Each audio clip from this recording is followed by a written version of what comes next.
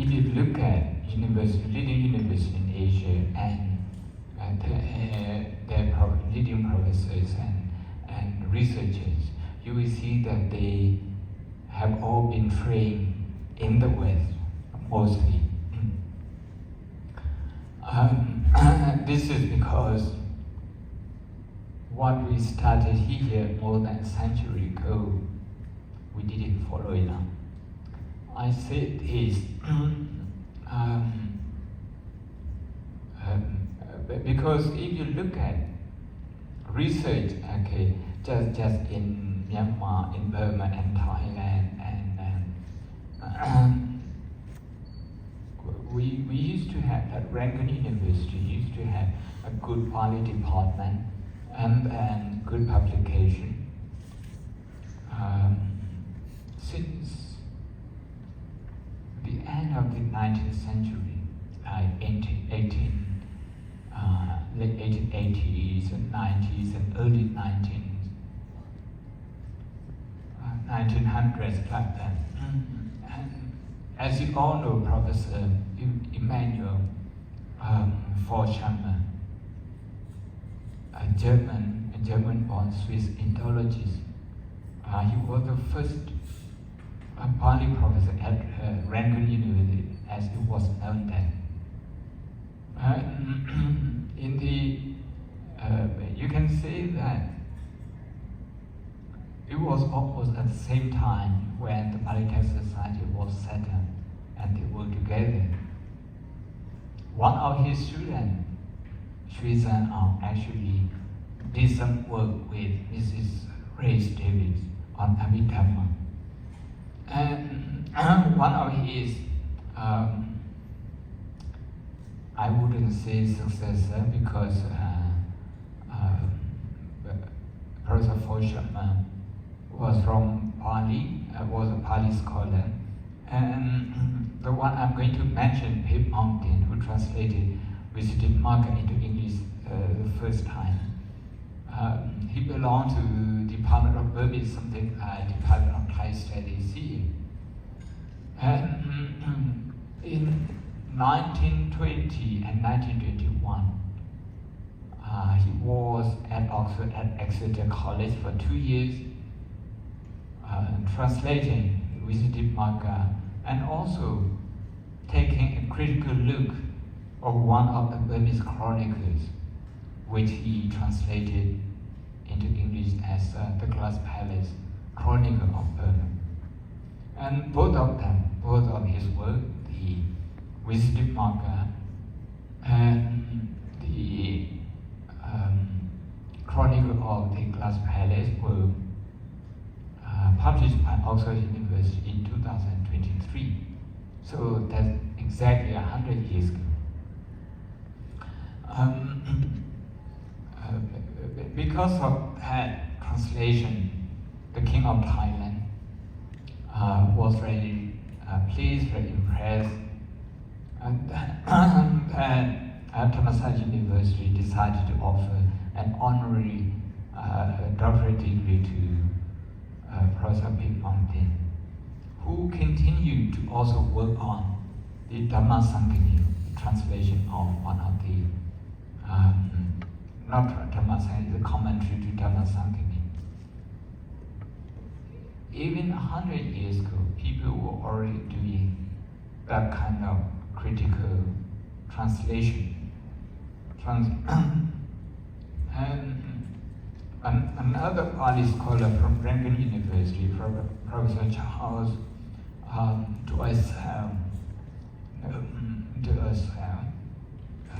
a French Swiss, a French-speaking Swiss. He was also a Pali scholar at Rangoon University. One thing that struck me was that both of them, both Professor of Pali, they were very interested in archaeology. And they tried to look at Buddhist study also from archaeological point of view. As a result, they kind of pioneer the study of history in Myanmar, from critical point of view, examining chronicles critically, like what we have Tamnan or whatever here in Thailand.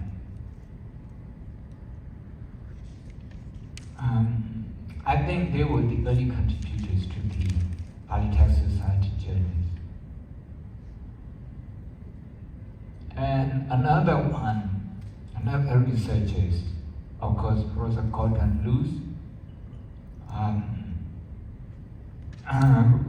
who studied at Cambridge and then became just, first an English teacher at Rangoon University, but later he also became interested in Burmese study, in history study, and in Buddhist studies.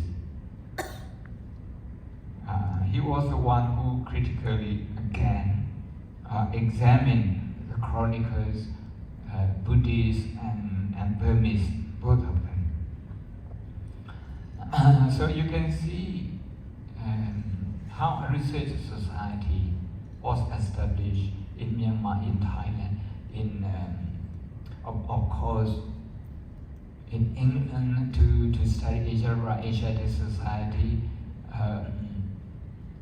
I think in the 1820s, 1830s, Asiatic society. Then in Sri Lanka, you also have to say the Asiatic society, which focuses on research. And then here in Thailand, you have SAM Society, founded in 1904. The Burma Research Society, 1910 in Myanmar. So at the time, people of academics at university, those universities, they were not as developed as now.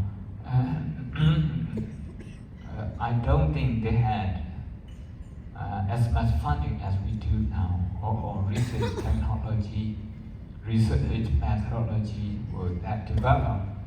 But nonetheless, they were research focused and they were critical of the materials they teach and they engage in. For some reason, that work was cut short, to say the least. There was political interference. In Thailand, that's something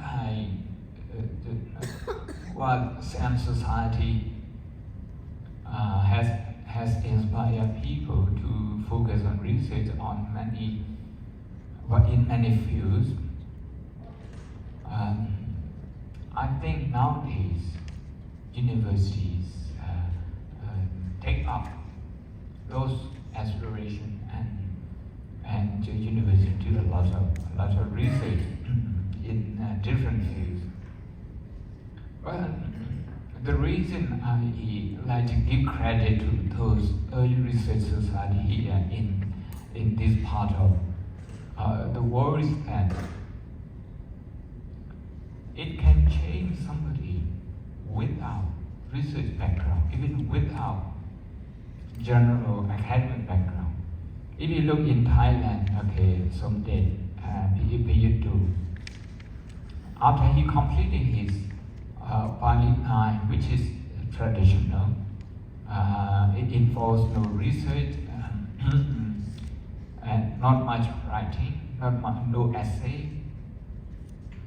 But he wanted to learn more, so he frequented SAM Society.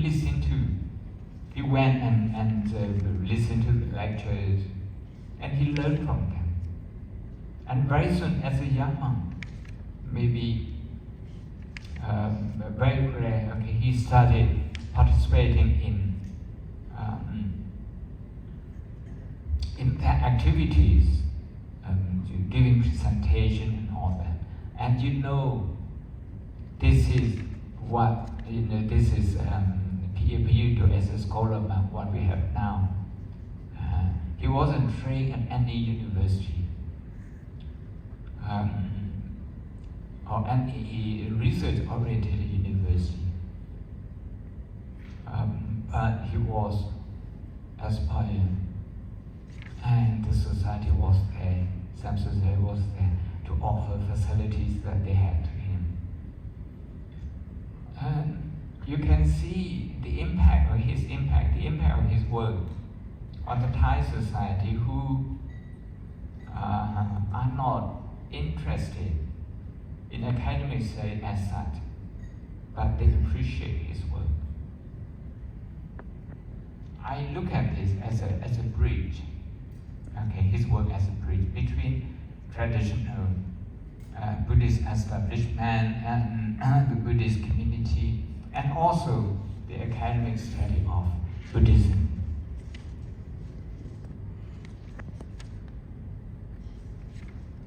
As you know, if you have ever come across him, he's very open-minded. I think maybe 2007, when Professor Richard Combridge was here, we visited him and we talked about bhikkhuni issue. And he was totally different from the establishment. He was very open. We talk about bhikkhuni patimokkha, we talk about bhikkhuni movement, call it even like gender study or whatever. But he was totally open to that.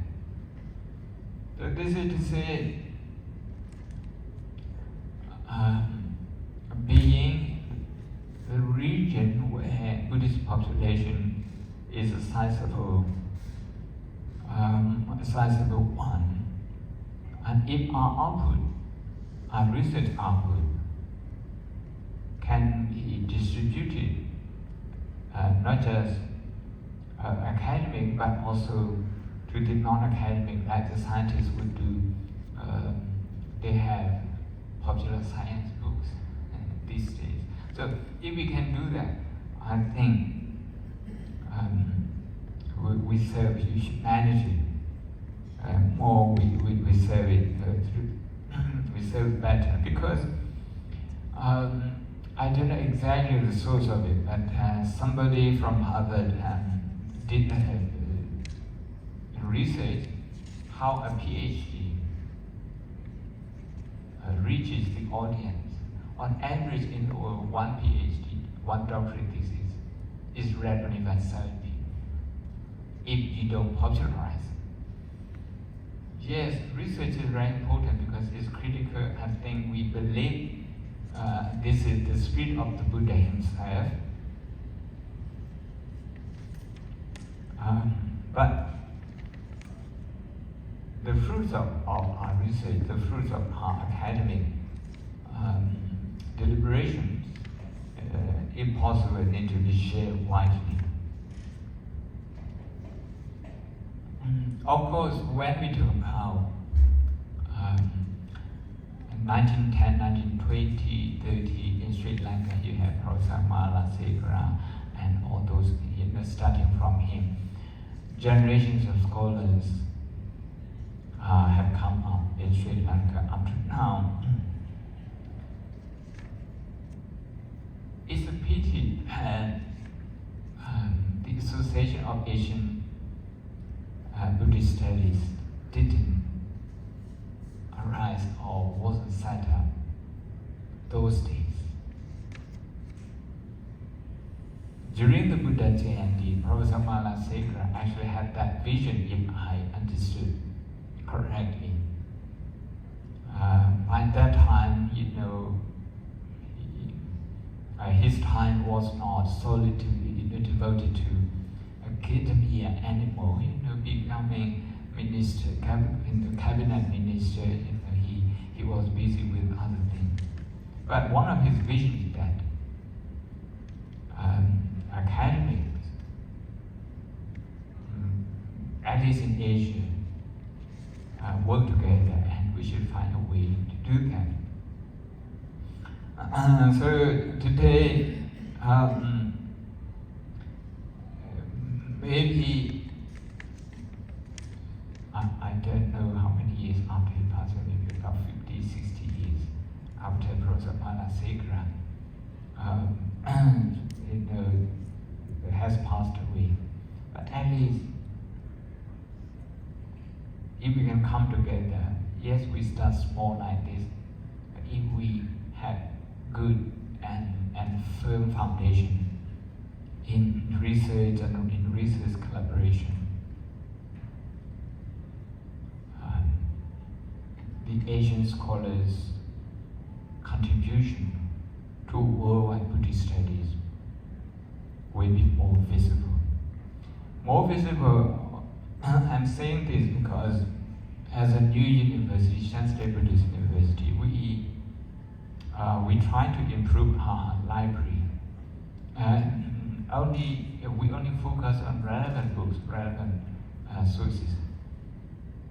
I didn't realize that our acquisition has been quite satisfactory in some way. On average, this new university with no government funding, we acquire 507 books a week. This is in English. So we directly imported books from America, from UK, and we also try to get books from retired professors. We get Professor K.R. Norman's books, which we have as K.R. Norman collection. Professor Andrew Huxley,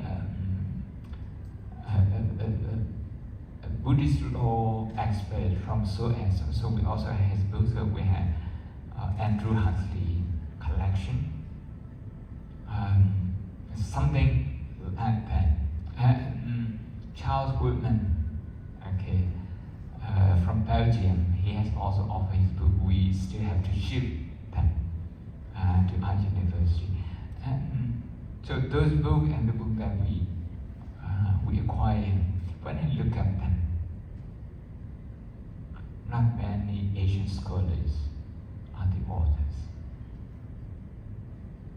The reason is because we don't have time, or maybe we don't pay much attention to research. So we are known for our absence in research. Okay, if you look at books, earlier the director mentioned mindfulness. Not many Asian universities has mindfulness center.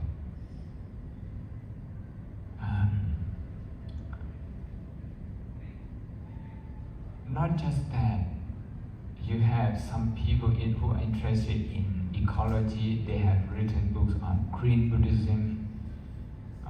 Some engage with the Dhamma from philological point of view, some from psychological, some philosophical point of view. In many ways, Buddhist study is evolving worldwide. So here, in this scenario, one question that I ask myself is that, okay, the Association of Asian Buddhist Studies, what would be our focus, what would be our starting point?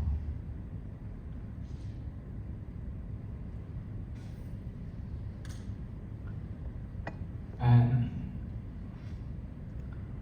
do we play to our strength, or do we play a catch-up game?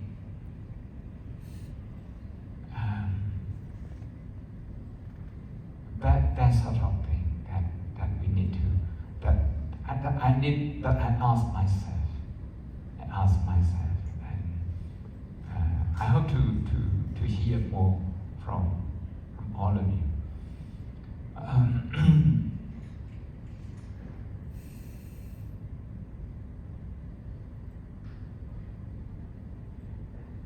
Even in Thailand, research-oriented and critical study of history and the words of the Buddha was there during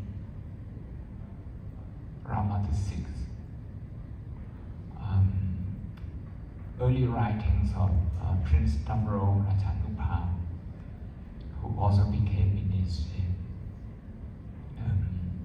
you may say that, okay, it's not up to date. How can it be up to date? Looking back 100 years, okay. But at that time, he was unrivaled here in this land with his research.